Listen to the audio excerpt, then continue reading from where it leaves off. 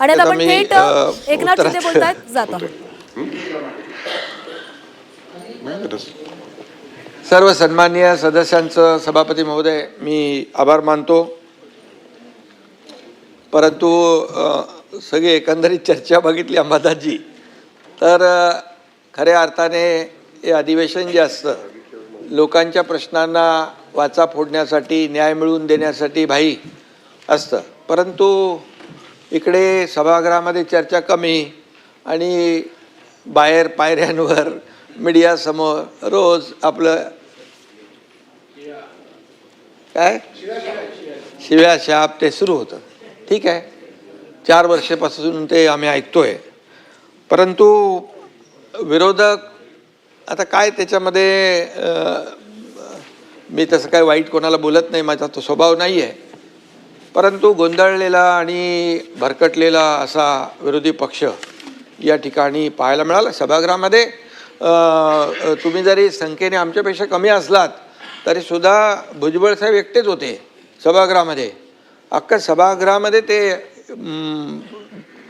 लोकांच्या प्रश्नावर आणि समस्यांवर वाचा फोडायचे आणि आपण ते माहीत आहे आपल्याला.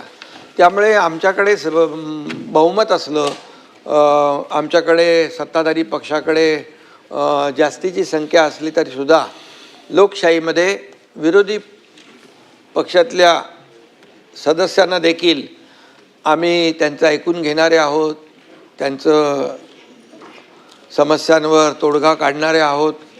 त्यामुळे आपण तशा प्रकारची चर्चा करायला पाहिजे होती अशी अपेक्षा होती. परंतु जास्त पाऊस सभापती महोदय पडला. आपण पाहिलं की त्या ठिकाणी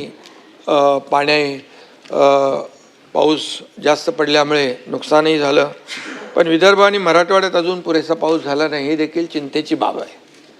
आणि मग अल निनोमुळे या सगळ्या गोष्टी ज्या आहेत मान्सूनसारख्या नेहमीप्रमाणे नाही आहेत, ही वस्तुस्थिती आहे. आणि त्यामुळे हवामान खात्याने देखील जो इशारा दिला आहे त्याप्रमाणे सरकार प्रत्येक गोष्टीवर बारीक लक्ष ठेवून आहे. पावसाळी अधिवेशन मध्ये या ठिकाणी पावसावर चर्चा देखील होणारच साहजिक आहे. परंतु या ठिकाणी शेतकऱ्यांच्या पिकांचा प्रश्न असेल, पिण्याच्या पाण्याचा असेल, जनतेच्या सुरक्षेचा असेल, शहरातल्या दैनंदिन व्यवस्थेचा असेल, या सगळ्यात ज्या काही बाबी आहेत या विषयावर बोलताना वास्तव मांडलं पाहिजे होतं. आणि काय फॅक्च्युअल पोझिशन काय, तथ्य काय हे देखील महाराष्ट्रातल्या जनतेसमोर विरोधी पक्षाकडून आणणं अपेक्षित होतं. परंतु विरोधासाठी केवळ विरोध करू नये असं आपण नेहमी म्हणतो आणि तर ते काही या ठिकाणी दिसून आलं नाही. पावसाचं देखील राजकारण भरपूर झालं आणि वस्तुस्थिती आहे या पावसामुळे अनेक दुर्घटनाही घडलेल्या आहेत. चेंबूर येथे शाळकरी मुलाचा दुर्दैवी मृत्यू झालेला आहे. कुर्ल्यात ठाण्यात झाड पडून दोघांचा मृत्यू झाला. शाकी नाक्यामध्ये मॅनहोलमध्ये देखील पडून एक दुर्दैवी घटना झालेली आहे. मानखुर्दमध्ये देखील चाळ कोसळून दुर्दैवी मृत्यू झाले. या घटना सगळ्या आपल्या सगळ्यांनाच वेदना देणाऱ्या आहेत आणि याचं समर्थन कोणी करू शकत नाही. आणि यासाठी सरकार देखील म्हणून आपण उत्तरदायी आहोत. या दुर्घटनामधल्या मृतांच्या नातेवाईकांच्या प्रती मी देखील सहवेदना आपल्या सगळ्यांच्याच आहेत त्या सहवेदना या ठिकाणी व्यक्त करतो. पिंपरी चिंचवड मधली ती डेपोची घटना देखील दुर्घटना सभापतीमध्ये तिथे देखील एक झालेली आहे. तिथे देखील काम सुरू आहे. परंतु या ठिकाणी पावसाळ्यातल्या या घटना ज्या आहेत या घटना आपण जर पाहिल्या गेल्या काही वर्षामधल्या तर ग्लोबल वॉर्मिंग आणि क्लायमेट चेंजमुळे या ठिकाणी खूप मोठ्या प्रमाणावर निसर्गाचं चक्र पूर्ण बदललेलं आहे. हे वस्तुस्थिती नाकारता येणार नाही. मी अध्यक्ष सभापती महोदय 1981 ते 2000 दरम्यान मुंबईत सरासरी 2385 मिलीमीटर पाऊस पडायचा. गेल्या 25 वर्षात तो 15% वाढून 2672 मिलीमीटर पाऊस झाला. कमी कालावधीमध्ये जास्त पाऊस कोसळण्याचं प्रमाण जे आहे आणि प्रकार वाढीस लागलेल्या आहेत. सुदैवाने नाशिकमध्ये ढगफुटी होणार पण ती सुदैवाने झाली नाही. त्यामुळे या सर्व ह्याच्यामध्ये जे काही आणि मुंबईमध्ये देखील पूर्ण मान्सूनमध्ये सीझनमध्ये जेवढा पाऊस पडतो त्याच्या 25% पाऊस भाई या आठवड्याभर पडला. 25% पूर्ण सीझनमध्ये पडणारा पाऊस फक्त एका गेल्या आठवड्याभरामध्ये झाला. 6 जुलैला विक्रमी पाऊस, अतिवृष्टीचा प्रचंड तडाखा देखील आपण पाहिलेला आहे. आणि अशा परिस्थितीमध्ये जनजीवन विस्कळीत होणं हे स्वाभाविक आहे. आणि म्हणून सरकारने देखील या संकटाला आपल्या सगळ्या प्रशासकीय यंत्रणांनी सज्ज राहून अनेक ठिकाणी आपण वेळीच पावलं टाकल्यामुळे अनेक ठिकाणी मोठी होणारी दुर्घटना टळलेली आहे. साताऱ्यामध्ये 90, पालघरमध्ये 1261, पुण्यात 568, रायगडमध्ये 1032, रत्नागिरीत 30, ठाण्यात 66, नाशिकमध्ये 298 असे एकूण 3318 नागरिकांना सुरक्षित ठिकाणी हलवण्याचं काम सभापती महोदय आपल्या शासनाने यंत्रणेने केलेलं आहे. आपत्ती व्यवस्थापन कक्षाने सचेत या प्रणालीद्वारे 16 कोटींपेक्षा जास्त SMS पाठवून पूर्वसूचना देण्याचं देखील या ठिकाणी काम केलेलं आहे. मुंबईमध्ये 4 NDRF पथकं तैनात आहेत. पालघर, ठाणे, रायगड, रत्नागिरी, सिंधुदुर्ग, सातारा, कोल्हापूर, सांगली, नांदेड, नाशिक आणि गडचिरोली, नागपूर आणि पुणे इथं 15 NDRF आणि 8 SDRF पथकं या ठिकाणी तैनात आहेत. अनेक लोकांनी अनेक प्रश्न या ठिकाणी उपस्थित केलेले आहेत की एवढं सगळं होऊन देखील आपण सरकारने काय केलं पण सरकारने काय केलं ते मला सांगण्याची आवश्यकता आहे. आणि त्याचबरोबर आषाढी वारी सुरू होते आहे. आपले लाडके वारकरी देखील त्यांचे पावसामुळे हाल झालेले आहेत, ही वस्तुस्थिती आहे. पूर आणि मुसळधार पावसामुळे आळंदी येथे रस्ते, पाणीपुरवठा योजना, पथदिवे सगळंच स्वच्छतागृह वाहून गेली. भाई ताबडतोब मला जेव्हा माहिती मिळाली तर ते नगरविकास विभागाच्या अंतर्गत ती नगर परिषद आहे, ताबडतोब त्या CO आणि कलेक्टरनी सांगितल्यानंतर 10 कोटी रुपयांचा तात्काळ त्यांना निधी आपण रिलीज केला. बोले अत्यावश्यक बाबी आहे आणि तिथं आपले सगळे वारकरी आहेत त्यांची गैरसोय होऊ नये म्हणून ती कामं युद्ध पातळीवर त्या ठिकाणी सुरू झालेली आहेत. आणि म्हणून त्यांच्या आपण म्हणतो आळंदीशी जाऊ ज्ञानेश्वर पाहू, तेने सुखे राहू सर्व काळ असं म्हणून आळंदीत येणाऱ्या आपल्या लाडक्या वारकऱ्यांच्या वाटेतली सगळी विघ्न दूर करणं हे सरकारचं काम आहे, सरकारची जबाबदारी आहे. आणि म्हणून सरकार जबाबदारीपासून कुठंही बाजूला जाऊ शकत नाही, कारण सरकार हे सगळी विघ्न दूर करण्यासाठी कटिबद्ध आहे. आषाढीच्या दिवशी चंद्रभागेच्या तीरावर वारकऱ्यांचा महासागर उसळतो. वारीच्या या मार्गावर पंढरपुरात लाडक्या वारकऱ्यांसाठी आपण चोख व्यवस्था केली. आरोग्यमंत्री पण जाऊन आले तिकडे पंढरपूरला आणि त्या ठिकाणची व्यवस्था पाहिली आपण. तर तिथे ICU देखील सुविधा ठेवतो आणि छोटी हॉस्पिटल्स, ICU अगदी चंद्रभागेच्या आपल्या त्या सगळ्या पटांगणामध्ये देखील मी स्वतः दरवर्षी तिकडे अगोदर जातो तयारी नियोजन पाहण्यासाठी. तर मोबाईल टॉयलेट असतील, बाकी सगळं व्यवस्था स्वच्छता याबरोबर ICU देखील त्या ठिकाणी तयार केले जातात. आणि आता आरोग्यमंत्री जाऊन आले, त्यांनी यावेळेस एअर ॲम्ब्युलन्स देखील त्या ठिकाणी वेळेस दुर्घटना होऊ नये परंतु आपली तजवीज नियोजन ठेवलेलं. आता परिवहन मंत्री देखील रविवारी जाणार आहेत, काय 5,500 गाड्या बसेस त्या ठिकाणी वारीसाठी सोडत आहेत. त्यामुळे कुठेही त्याचा आपला अंदाज घेऊनच आपल्याला या सर्व पुढच्या बाबी ज्या नियोजन आहे ते आपल्याला केलं पाहिजे. परंतु अंबादासजी यामध्ये मी आपल्याला सांगतो, हे जे निसर्ग आहे आणि निसर्ग जो आहे त्याच्यासमोर आपल्याला आपण किती काय केलं तरीसुद्धा आपण टेंगणे आहोत. परंतु निसर्गाचा तडाखा कमी जाणवेल, जीवितहानी कमी होईल यासाठी आपला प्रयत्न असला पाहिजे आणि तो केला आहे. परंतु काही जसं पावसामध्ये बेडकं डराव करतात, तसं राजकीय बेडकं देखील डराव करायला लागले.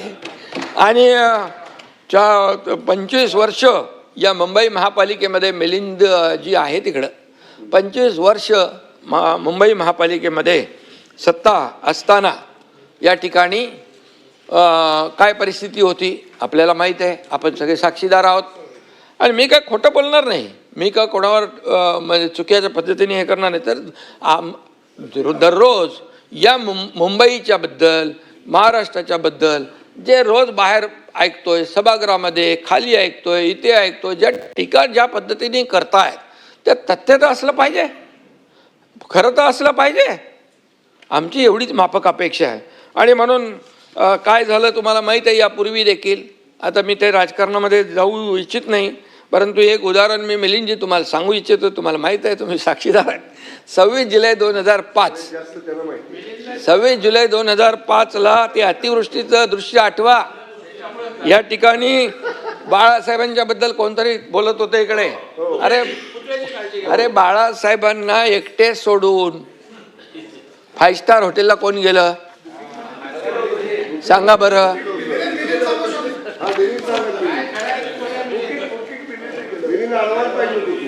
सभापती महोदय, म्हणजे काय आहे, आता जे लोक बोलतात त्यांना जुनं थोडं आठवून आपल्याला माहिती करून दिली पाहिजे, विसरतात. आणि म्हणून वारे ताज ते कुठे होतं ते माहिती आहे आपल्याला. आणि म्हणून मी आपल्याला एवढंच सांगतो की आम्ही सत्तेत असो नसो जनतेच्या सेवेमध्ये सदैव असतो.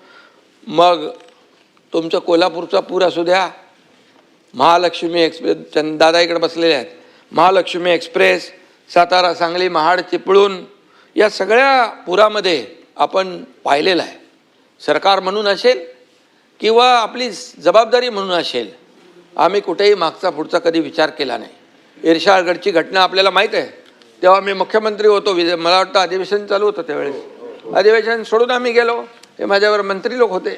मला म्हणाले इर्शाळगडवर काय चालता येणार नाही, म्हणजे फार धोकादायक आहे.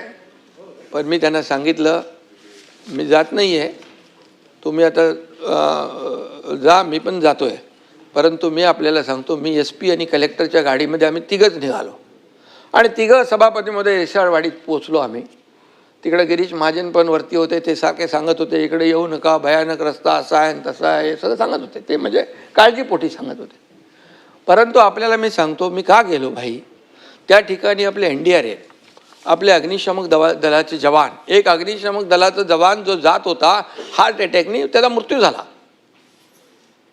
आणि तिथं मोठ्या प्रमाणावर ढिगारा उपसायचा होता, पाऊस होता, वादळ होता, तिथे धुकं होतं. कसं काम करणार ते लोक. मग जिथं जी टीम काम करत होती तिथं टीम म्हणजे सिडकोची टीम होती, इतर आपल्या डिपार्टमेंटची टीम होती. जिथे 500 लोक होते तिथे आम्ही 5000 लोक होते. तिथं मॅन्युअली करायचं होतं. तिथं काय मशीन नाही चालत ना काय चालत नाही. तिथली गेल्यानंतर परिस्थिती भयानक होती. एकीकडे जे मृत्यू झाले होते त्यांना खाली आणू शकत नाही, तिथंच खड्डे खणत होते त्यांचा तो विधी करण्यासाठी. अशा ठिकाणी देखील आम्ही गेलो.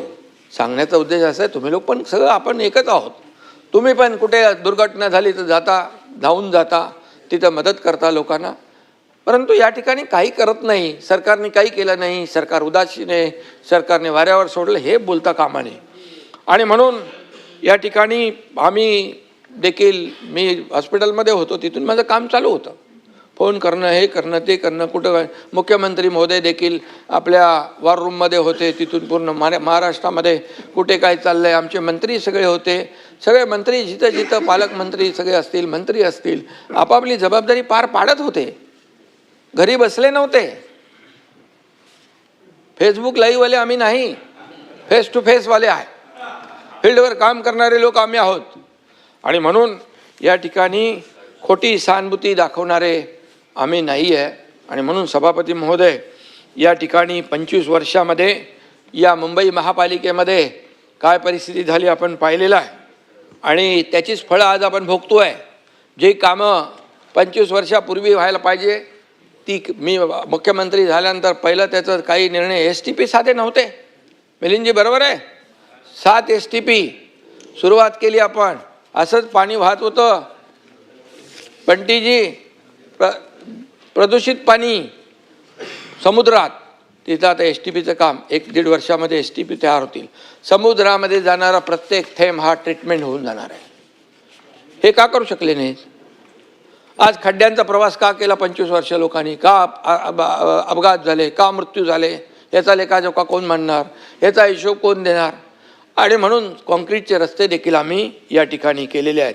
मिठी नदीच्या गाळामधलं मिठी नदी तर एकदमच फेमस आहे आणि त्याच्यामध्ये देखील करोडो रुपये गेले गाळामध्ये.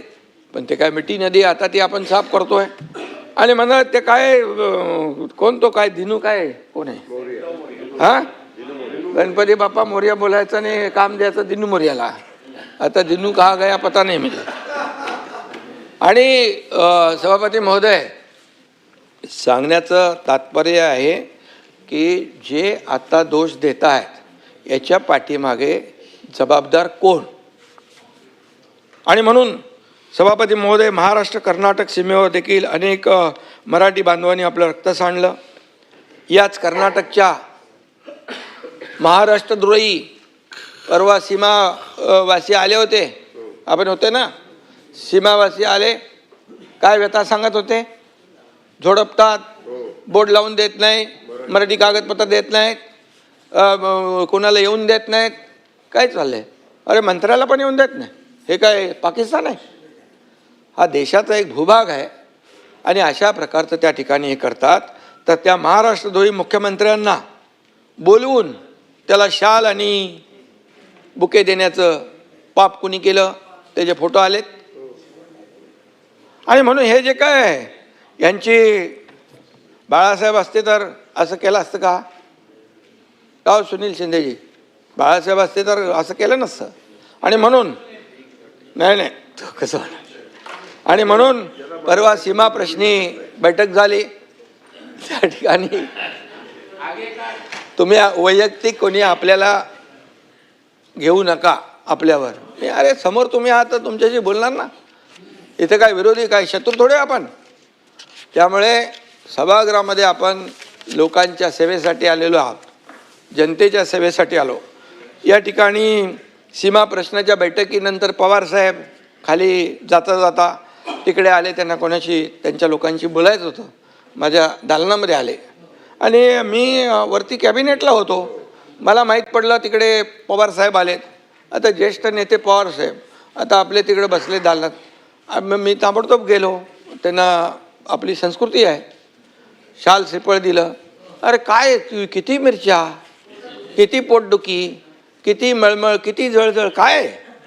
अरे काय मी जल्लोषील चालणार नाही, जमाल गोटा पाहिजे.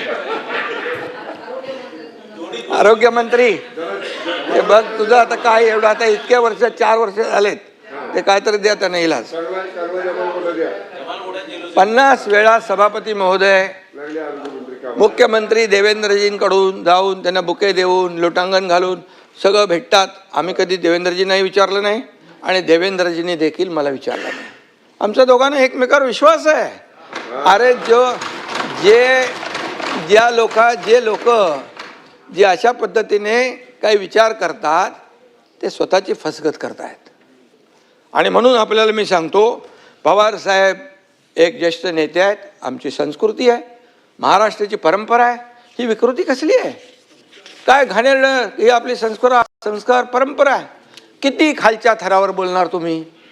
किती खालच्या थरावर? जेवढे खालच्या थरावर बोलाल तेवढे खाली खाली खाली खाली खड्ड्यात उतरत जाणार. आणि म्हणून आपलाच खड्डा होत आहे. आणि म्हणून मी आपल्याला एवढं सांगतो, देवेंद्रजी आणि आम्ही आमच्यामध्ये किती काही तुम्ही काय प्रयत्न काड्या घालायचा प्रयत्न केला तरी काय होणार नाही. अरे आमचा अजेंडा काय आहे? या महाराष्ट्राला पुढे नेणं, या महाराष्ट्राचा विकास करणं, या महाराष्ट्राची प्रगती करणं, या सर्वसामान्य लोकांच्या आयुष्यामध्ये चांगले दिवस आणणं हे आमचं आहे. आणि म्हणून मी सांगतो, हम वो नहीं जो दिल तोड़ देंगे, हम वो नहीं जो दिल तोड़ देंगे, थाम कर हाथ फिर साथ छोड़ देंगे.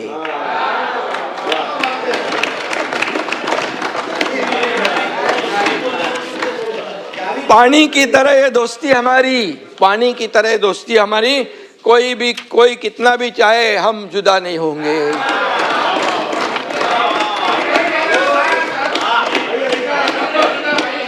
अरे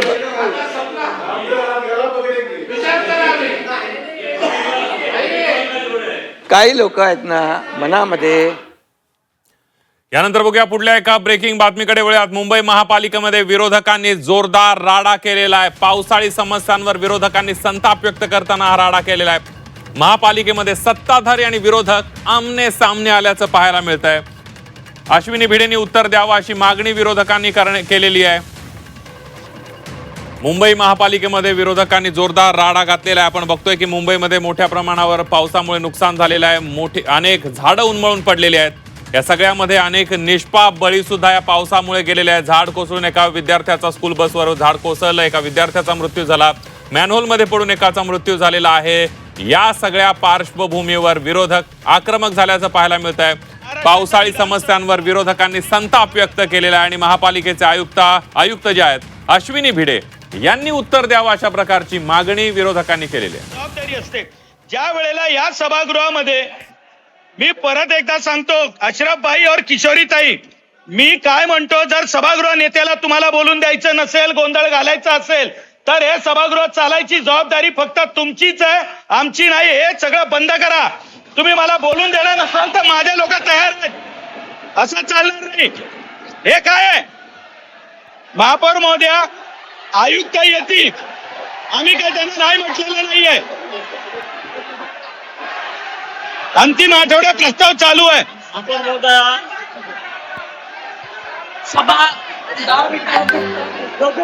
तहकूब करा, असं नाही चालणार। तुम्ही चर्चा करत राहा। 10 मिनिटांसाठी सभा तहकूब होत आहे। विरोधकांनी गोंधळ घातल्यानंतर सभा जी आहे महापालिकेची ती 10 मिनिटांसाठी तहकूब करण्यात आलेली आहे। पुन्हा एकदा जाऊयात, उपमुख्यमंत्री एकनाथ शिंदे सभागृहात बोलतायत थेट। हनुमान चालीसा म्हणणाऱ्या आमदार खासदारांना जेलमध्ये कोणी टाकलं? आणि म्हणून मी सांगतो, आपल्याला देखील नावं घेत नाही मी, तुम्हाला उगाच नोटीस बिटीस यायला नको। हा, संध्याकाळी विचारणं होईल कसं जाऊ घेतलं तुमचं? नहीं, म्हणजे ऐसे लोगों से रखना दूरी जिनके मुंह में राम और बगल में छुरी, इसलिए मैं बता रहा हूं। सही है, सही है। अयोध्येमध्ये राम मंदिरामध्ये जे झालं,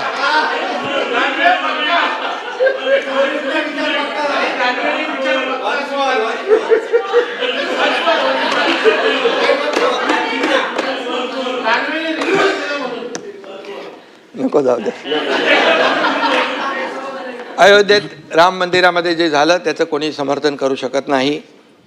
राम भक्तांना अतिशय वेदना झालेल्या आहेत आणि यावर कठोर चौकशी, कठोर कारवाई होते आहे। मोदीजी आणि योगीजी कुणालाही सोडणार नाहीत, ते जेलमध्ये तुरुंगात खडी फोडायला पाठवल्याशिवाय राहणार नाही। परंतु मी आपल्याला आठवण करू देऊ इच्छितोय की जे टीका करतायत त्यांच्या सहकाऱ्यांनी सिद्धिविनायकाच्या मंदिरामध्ये दानपेटी लुटण्याचं पाप केलं, तेव्हा चौकशीचे आदेश का दिले नाहीत? का दिले नाहीत? मी बोलतोय त्याच्यावर पुरावा म्हणून बोलतोय। हे बघा, हे बघा, सिद्धिविनायक मंदिरात अनागोंदी कारभार आणि याच्यामध्ये म्हटलंय सिद्धिविनायकाला धोके आणि तिकडे खोके, ते मी नाव घेत नाही। हे बघा, ही बातमी आहे, हे मी बोलत नाही आहे। मनसेचे किल्लेदार यांनी प्रेस कॉन्फरन्स घेऊन हे त्यावेळेस हे केलेलं आहे। ही वस्तुस्थिती आहे, मी खोटं बोलणार नाही। आणि सिद्धिविनायकाच्या दानपेटीवर डल्ला मारणं हे आपलं हिंदुत्व आहे का? सावरकर यांना माफीवीर म्हणणाऱ्यांच्या मांडीवर बसणं हे आपलं हिंदुत्व आहे का? बाळासाहेबांचे विचार तोडून मोडून टाकणे हे आपलं हिंदुत्व आहे का? साधूंची हत्या झाली तेव्हा मूग गिळून बसणं हे आपलं हिंदुत्व आहे का? मतांसाठी दहशतवाद्यांना प्रचार सभेत फिरवणं हे आपलं हिंदुत्व आहे का? निवडणुकीत पाकिस्तानचे झेंडे नाचवणं हे आपलं हिंदुत्व आहे का? अरे भाई, हा मुंबईत पण मुंबईत झालंय तो एक कुठला मजा हे होता तो कुठली ती कोणाची ती होती ना ती सजवली ती खबर नाही नाही इथं मुंबईमध्ये याकूब मेमन. आणि म्हणून मी एवढंच सांगतो, मतांसाठी एवढ्या खालच्या पातळीवर जाणं किती योग्य आहे? सभापती महोदय, इथं मतांसाठी जनाब बाळासाहेब ठाकरे असं लिहिलेलं कॅलेंडर तयार करून वाटण्याचं काम आणि त्याला समर्थन करण्याचं काम कुणी केलं असेल एवढ्या थराला? आणि तुम्ही काय आता हिंदुत्व आम्हाला शिकवताय? हिंदुत्व आम्हाला शिकवताय? विचारात हिंदुत्व या प्रभसाय या, आचरणात हिंदुत्व, नमस्कार, संस्कारात हिंदुत्व, मगाशी तुमची आठवण काढली मी, श्वासात हिंदुत्व, हृदयात हिंदुत्व आणि रक्ताच्या कणाकणात हिंदुत्व सभापती महोदय असावं लागतं. हिंदुत्व हे काय टी शर्ट आहे का बदलायला, कधी काढला कधी बदलला, असं नाही होत. आणि म्हणून या ठिकाणी विधानसभेत देखील हिंदुत्व स्वीकारलं, हिंदुत्वावर बोललो, ही आमची चूक झाली असं म्हणणारे देखील या सभागृहाने पाहिलेले आहेत. त्यामुळे मी आपल्याला एवढंच सांगतो की आम्ही बाळासाहेबांचे विचार घेऊन पुढे चाललो आहे, त्याच्यामध्ये काही तडजोड नाही. आणि म्हणून जे आपण बोलतो त्याचं पुढं मागे वळून पाहिलं, आत्मपरीक्षण केलं तर नक्की या सगळ्या ज्या काही चुका आहेत ते आपल्या लक्षात येतील. सभापती महोदय, मिसिंग लिंकवर देखील खूप चर्चा या ठिकाणी झाली, अनेकांनी प्रश्न उपस्थित केले. काही लोक म्हणाले मिसिंग लिंक अख्खा कोसळला, काही लोक म्हणाले याच्यात एवढे पैसे खाल्ले. मी सांगतो, मिसिंग लिंक हा इंजिनिअरिंग मार्वल आहे. आज आपल्या सगळ्यांना अभिमान असला पाहिजे. ठीक आहे, ती दरड आली वरून आणि त्यांनी ती कमान जी आर्च आहे, ती आर्च जी आहे ती खाली आली. टनेलला, मिसिंग लिंकला एकाही पैशाचा धोका झाला नाही. ताबडतोब साफसफाई झाली. मी अनिल गायकवाड यांच्या संपर्कात होतो, वसईकरच्या संपर्कात होतो आणि वाहतूक सुरूही झाली. त्यामुळे काही लोकांनी जे काही एवढं आकाश तांडव एक केलं की मिसिंग लिंक बघा, एवढा मोठा मिसिंग लिंक, सगळ्या जाहिरातबाजी झाली, क्रेडिट घेतलं मुख्यमंत्र्यांनी, एकनाथ शिंदेनी आणि पडला. अरे मिसिंग लिंक पडला का त्याची कमान पडली, किमान याची तरी तपासणी करून माहिती घेऊन तर बोलायला पाहिजे होतं.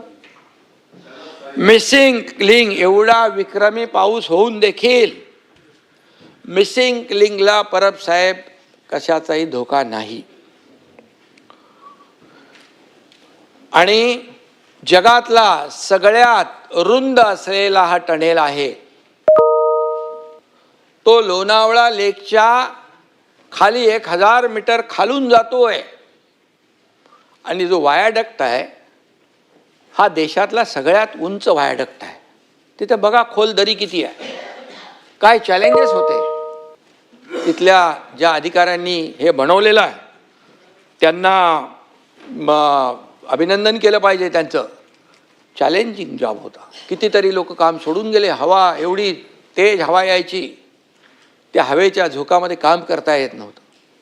हां ठीक आहे, तो जो काही दगड आला, पाण्याचा एवढा प्रवाह होता आणि तो येईल इकडे असं कोणी म्हणजे मिसिंग लिंक तर काय, मिसिंग लिंकला काही झालेलं नाही आहे.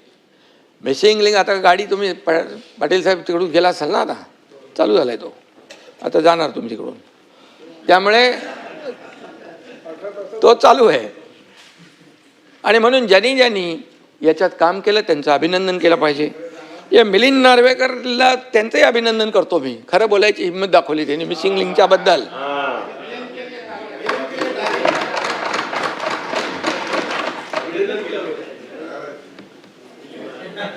एक ध्यान में रखो, सत्य परेशान हो सकता है लेकिन सत्य पराजित नहीं हो सकता है. आणि म्हणून मी त्यांनी ट्विट केलं, पण काय लोक ट्विट करत होते, ठीक आहे. पण एक मी दुःख या गोष्टीचं आहे की हे जे काही आपल्या प्रकल्पांची बदनामी करणं, ही का आमची बदनामी नाही, सरकारची बदनामी नाही, मुख्यमंत्र्यांची बदनामी नाही आहे. परब साहेब, ही आपल्या राज्याची बदनामी आहे. आज या मिसिंग लिंकला पाहण्यासाठी देशातून नाही विदेशातून लोक येत आहेत. कसा हा मिसिंग लिंक झाला, कसा वायाडक्ट उभा राहिला, ठीक आहे. त्या पाणी आलं, फ्लो आला आणि त्याची कमान जी आहे ती बाहेर लावलेली आपण ते डेकोरेशनसारखं करतो, फसाड टाईप, ते खाली आले. आणि म्हणून या ठिकाणी महाराष्ट्राचे शत्रू ही करत नसतील एवढी बदनामी आज लोकशाहीमध्ये आपले विरोधी पक्षातले सदस्य किंवा सदस्य नसतील, आपले कोणी असतील, नेते असतील, ते करत असतील. पण खऱ्या अर्थाने जे लोक महाराष्ट्राच्या प्रकल्पांची बदनामी करतायत त्यांना आपण काय म्हणणार? काही लोकांनी तर म्हणाले हे देशाचे शत्रू आहेत. मोदीजींच्याबद्दल जाऊन बाहेर प्रदेशामध्ये देशाची बदनामी करतात, आपल्या प्रधानमंत्र्यांची बदनामी करतात. आता इथं महाराष्ट्रामध्ये, राज्यामध्ये राहून महाराष्ट्राची बदनामी करणारे कोण? महाराष्ट्रद्रोही म्हणायचं आम्ही त्यांना? हे महाराष्ट्रद्रोहच होऊ शकतो. आणि म्हणून हे राज्याचे दुश्मन जे आहेत त्यांना माझं सांगणं आहे, तुम्हाला नाही, त्यांना माझं सांगणं आहे, कुठलाही प्रकल्प आपला जर झाला बदनाम तर ती महाराष्ट्राची बदनामी होते, कुठल्या पदाधिकाऱ्याची, मुख्यमंत्र्याची नाही ना, मंत्र्याची नाही. त्यामुळे शेवटी आपल्याला हे देखील तारतम्य बाळगलं पाहिजे. परवा वायनाडमध्ये दुर्घटना घडली, दरड कोसळून 6 जणांचा दुर्दैवी मृत्यू झाला. त्याचं दुःख आम्हालाही आहे. बिलकुल कोणाचे मृत्यू होणं हे त्याच्या परिवाराला जे चटका बसतो, वेदना होतात, ते आपल्याला देखील संवेदनशील लोकांना व्हायलाच पाहिजे. पण त्याचं राजकारण करायचं का? दरड कोसळली, तिथला खासदार, पुढे राज्य सरकार त्याच्यावर कारवाई करा, त्याची बदनामी करा, असं आम्ही केलं नाही कुठं. सभापती महोदय, सतेज पाटील साहेबांनी मिसिंग लिंकसाठी 50% खर्च वाढ झाली असं आपण म्हणालात. डॉक्युमेंट ऑनलाईन आहेत की नाहीत हे आपण प्रश्न उपस्थित केलात. पण मी आपल्याला सांगतो, या प्रकल्पाची किंमत 6,695 कोटी रुपये, प्रत्यक्ष खर्च 7,189 कोटी रुपये, वाढ फक्त 7.26%, मंजूर रकमेच्या 10% देखील कमी. ही वस्तुस्थिती आहे, ही तपासून घ्या. लपवाछपीचा काय विषय येत नाही. मी इथे सभागृहात बोललो आहे आणि मी इथे बोलल्यानंतर मी जे बोलेन ते तपासून घ्या. कागदपत्रे NIC पोर्टलवर उपलब्ध आहेत, ती देखील आपण पाहावीत, वाचावीत. हा प्रकल्प अत्यंत गुंतागुंतीचा, मी मगाशी म्हणालो, तांत्रिकदृष्ट्या अतिशय आव्हानात्मक आहे.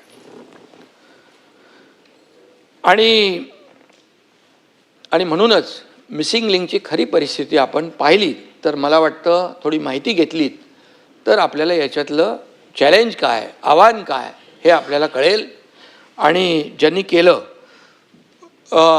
त्यांचं कौशल्य देखील आपल्या लक्षात येईल. जे झालेलं आहे त्याचं समर्थन आम्ही बिलकुल करत नाही. ताबडतोब ते सुरू झालं पाहिजे, मार्ग खुला झाला पाहिजे, याचं काम केलं आम्ही ताबडतोब. एकदा तर दरड कोसळली, मी मंत्री होतो तर स्वतः जाऊन तिथे थांबलो होतो मी. आमचे त्या दिवशी पण राजे होते, शिवेंद्र बाबा तिकडं गेले होते. या सतेजजी, या प्रकल्पामुळे मुंबई पुणा 40 मिनिटांनी अंतर कमी झालं. पुढचं सातारा, तुमचं कोल्हापूर सगळंच. पश्चिम महाराष्ट्रामध्ये हा गेम चेंजर प्रकल्प आहे. दर दिवशी 1 कोटी रुपयाचं इंधन वाचतंय, प्रदूषण वाचतंय, वाहतूक कोंडी वाचते आहे. आणि म्हणून हा प्रकल्प जो आहे हा गेम चेंजर प्रकल्प आहे असं मी या ठिकाणी सांगू इच्छितो. सभापती महोदय, हा रस्ता जो आहे मुंबई पुण्याचा, जेव्हा मुंबई पुणे हा द्रुतगती मार्ग झाला, गडकरी साहेबांनी केला त्यावेळेस बाळासाहेबांच्या संकल्पनेतून, त्यावेळेस देशातला हा ॲक्सेस कंट्रोल पहिला रस्ता होता. आणि मुंबई पुणे हा ॲपडाऊन लोक रोज करू लागले. IT पार्क वाढले, सर्व्हिस इंडस्ट्री वाढली, मोबाईल इंडस्ट्री वाढली, तिकडे रिअल इस्टेट बूम झाला, किती प्रगती झाली. एक रस्ता काय करू शकतो. आणि आता या मिसिंग लिंकमुळे देखील त्याच्यामध्ये आणखी फायदा होईल आणि मग या सगळ्या क्षेत्राला त्याचा फायदा होईल. आणि म्हणून मी एवढंच सांगतो की ज्यांनी हे काम केलं आहे त्यांना सल्यूट केला पाहिजे. आणि ज्यांनी आरोप केलेत त्यांच्याबद्दल देखील मी एक सांगू इच्छितो की इल्ज़ाम लगाने से पहले आईना देखा होता, इल्ज़ाम लगाने से पहले आईना देखा होता, सच की रोशनी में अपना चेहरा भी नजर आया होता. सच्चाई बघा, सत्य बघा, पण डोळ्यावर टिकेची झापडं बांधल्यानंतर काय कळणार, काय कळणार. आणि म्हणून सत्सद विवेक बुद्धीची जी लिंक आहे तीच मिसिंग झाली तर आम्ही काय करू शकत नाही. कनेक्टिंग लिंक 24 तासात सुरू झाली, पण विरोध करणाऱ्यांची लिंक 24 वर्ष उघडते की नाही माहीत नाही. ठीक आहे, जाऊ द्या. मागे अटल सेतूच्या बाबतीमध्ये असंच केलं. अरे अटल सेतू उखडला उखडला उखडला उखडला. अरे जो तो चालला अटल सेतूवर सभापती महोदय फोटो काढायला, सेल्फी पॉईंट झाला तिकडं. काय होतं, सर्व्हिस अप्रोच रोडला एक भेग पडली होती. आज अटल सेतूवर जातोय ना आपण, सगळे जातोय आपण. आज अटल सेतूमुळे एअरपोर्ट, नव्या मुंबईचं एअरपोर्टला जाण्याचं अंतर किती वाचलं, किती फायदा झाला अटल सेतूमुळे. आणि या सगळ्या गोष्टी ह्या ज्या काही आपण केलेल्या आहेत, याचं जी कनेक्टिव्हिटी आपण केली आहे महाराष्ट्रामध्ये, त्याचं कौतुक करायचं तर जाऊ द्या, परंतु टीका तरी करू नका. खऱ्या अर्थाने या अटल सेतूवर परबसाहेब 30,000 पेक्षा जास्त वाहनं इथून ये जा करतायत आता. आणि अनेक देखील टीका झाल्या मॅन्युअलमधून. मगाशी मी चर्चा केली, मॅन्युअलमध्ये पडून मृत्यू झाला. 5 वर्षापूर्वी देखील डॉक्टर अमरापूरकरांचा असा दुर्दैवी मृत्यू झाला होता. एक डॉक्टर होते ते. या घटना सगळ्या दुःखदच आहेत, या वेदनादायीच आहेत. झाड पडून मृत्यू झाले पूर्वी पण सगळा हिशोब आहे आमच्याकडे. पण या घटना टाळल्या कशा जातील याच्यावर आपण एकमताने विचार केला पाहिजे का. त्याचं राजकारण करता कामा नये. मला त्याच्यावर काय राजकारण करायचं नाही आहे. कोणाच्या काळात किती झाडं पडली, कोणाच्या काळात किती मृत्यू झाले, ते काय मृत्यूचं राजकारण करणं सगळ्यात दुःखद आहे, सगळ्यात दुर्दैवी आहे. आणि म्हणून या दुर्घटनेचं राजकारण थांबवून संवेदना दाखवण्याची आवश्यकता आहे. रस्त्याच्या काँक्रिटीकरणामुळे झाडं पडली असे काही लोकांनी आरोप केलेला आहे. महापालिका आयुक्तांनी त्याचा खुलासा केलेला आहे. मी पुन्हा एकदा सांगू इच्छितो, गेल्या आठवड्यात मुंबईत 830 झाडं कोसळली. त्यापैकी सरकारी आणि रस्त्यावरची 350 झाडं होती. बाकी 480 झाडं सभापती महोदय खाजगी जागांवर होती, सोसायट्या वगैरे. काँक्रिटीकरणाचा जो विषय आहे काही ठिकाणी नक्की असू शकतं, परंतु आपण जे आता काँक्रिटीकरण जे इतके वर्ष झालं नव्हतं, 2 फेजमध्ये 6,500 कोटीचं काँक्रिटीकरणाला मंजुरी दिली, त्याच्यामध्ये सॉकपीट देखील ठेवायला सांगितलेले आहेत. जी झाडं आहेत त्याच्या बाजूला आळं झालं पाहिजे, त्यातून माती असली पाहिजे, तिथून पाणी मुळापर्यंत गेलं पाहिजे. या सगळ्या गोष्टी ज्या आहेत त्या सांगितल्यात. आणि कुठे त्याची अंमलबजावणी होत नसेल तर बिलकुल आम्ही ते करू. आणि आता आपण पाहिलं की 80-90च्या स्पीडने वारे वाहत होते, त्यामुळे झाडं पडली, फांद्या पडल्या, ही वस्तुस्थिती आहे. 20 वर्षात पावसाचं गणितच बिघडून गेलेलं आहे. ज्या पद्धतीने पाऊस वाढला आहे त्या पद्धतीने आपण तशी योजनाही करतो आहे. मुंबई महापालिकेमध्ये पुराच्या नियंत्रणासाठी जे काही योजना केलेल्या आहेत, महापालिकेचे 547 पंप कार्यरत आहेत. MMRDA, रेल्वे आणि इतर यंत्रणा धरून 990 पंपांची व्यवस्था आहे. 6 मोठी pumping station, 10 mini pumping station कार्यरत आहेत. पावसाळ्यापूर्वी छोटे मोठे नाले आणि मिठी नदी नाल्याची सफाई जी आहे ती काय ती झाली, त्याच्यावर काही आरोप झाले. नाले सफाईत AI तंत्रज्ञान देखील वापरण्याचं काम केलं. पूर्वी गाळ न काढताच काय काय व्हायचं ते देखील त्याचे साक्षीदार आपण आहोत. AI तपासणीमुळे 2025मध्ये कंत्राटदारांना 12.5 कोटी, तो अंबादाजी लिहून घ्या, आणि 2026मध्ये 9,25,00,000चा दंड आकारण्यात आलेला आहे. आकडे व्हेरीफाय करा. पूर्वी कागदावर नाले सफाई व्हायची, तशी आता नाही होत. सर्वात महत्त्वाचं म्हणजे मुंबईच्या एकात्मिक पूर नियंत्रणासाठी स्वतंत्र प्रकल्प तयार करून केंद्र शासनाकडे तो पाठवला आहे. 13,000 कोटींच्या प्रकल्पाला केंद्र सरकारने तत्वतः मान्यता दिलेली आहे. यामुळे सभापती महोदय, शहरातील 370 हॉटस्पॉट दूर होतील. सर्वात महत्त्वाचं म्हणजे ज्या ठिकाणी पाणी साचतं तिथं 30 मिनिटात निचरा होईल अशी व्यवस्था या ठिकाणी उभी राहील. आणि मुंबई पाण्याखाली जाऊच नये अशा प्रकारची भावना तुमची आमची सगळ्यांची आहे. अशी व्यवस्था आपण या ठिकाणी पुढच्या ह्या सगळ्या प्रकल्पांमध्ये आहे. मी एकच सांगतो की एवढ्या मोठ्या पावसात देखील मेट्रो, कुठलीही मेट्रो बंद झाली नाही. मेट्रो तपासून घ्या. आणि गेल्या पावसामध्ये जे काही अनुभव आले ते दुरुस्त केले यावेळेस. आणि पावसामुळे होणारं नुकसान हे कमी करण्याचा, त्याचा जो काही प्रभाव आहे तो कमी करण्याचा प्रयत्न BMC, मुंबई महापालिका, राज्य सरकार नेहमीच करते आहे. पण आता यापूर्वी फक्त मलमपट्टी व्हायची, आता मलमपट्टी नाही, कायमस्वरूपी त्याच्यावर तोडगा झाला पाहिजे, कायमस्वरूपी त्याच्यावर काम झालं पाहिजे. सभापती महोदय, मुंबईतील रस्त्यांची एकूण लांबी 2050 किलोमीटर आहे. मेगा CC रोड प्रकल्पाअंतर्गत आतापर्यंत 575 किलोमीटर काम पूर्ण झालं आहे. आजच्या घडीला मुंबईतले कॉन्क्रीट रस्त्यांची एकूण लांबी 1775 किलोमीटर आहे. 138 किलोमीटरचं काम सध्या प्रगतीपथावर आहे.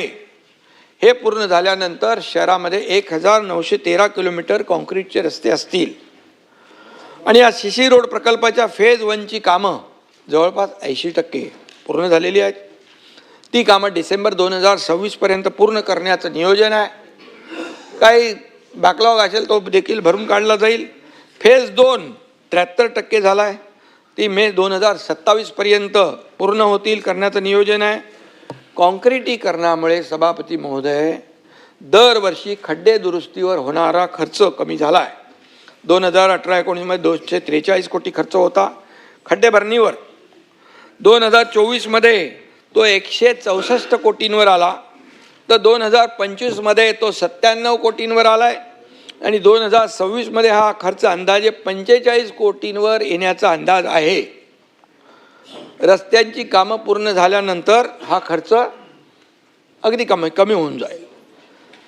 त्यानंतर पुढच्या 25 वर्ष, तरी 20 ते 25 वर्ष या रस्त्याला खर्च करावा लागणार नाही, ही वस्तुस्थिती आहे.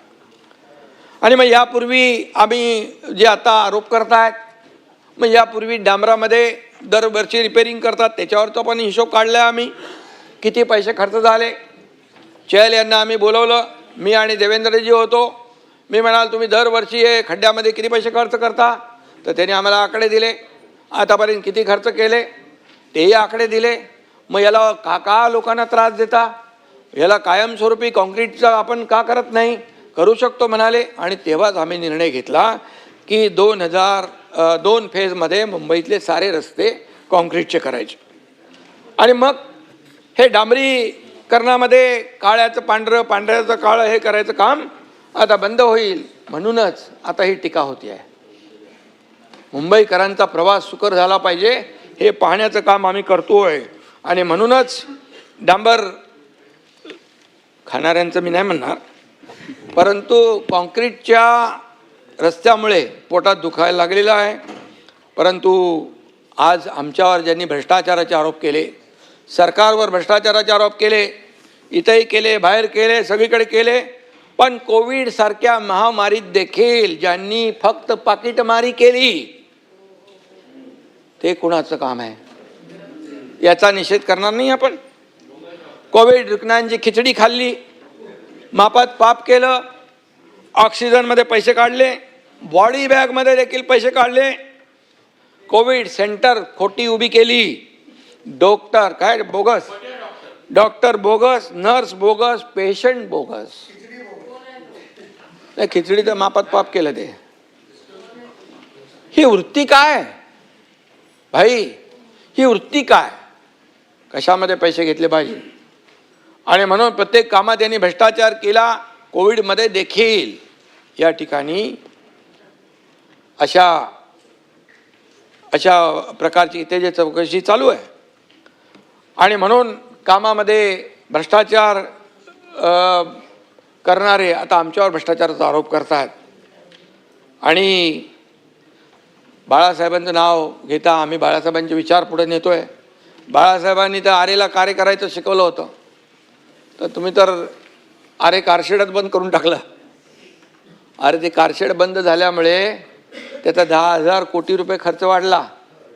कोण भरणार? 10,000 कोटी. मेट्रो 3 यालाही स्थगिती द्यायला सांगितली होती. 10,000 कोटी. मग आता कोण देणार आहे? कुठली प्रॉपर्टी? मिलिंग जी कुठून? लंडन.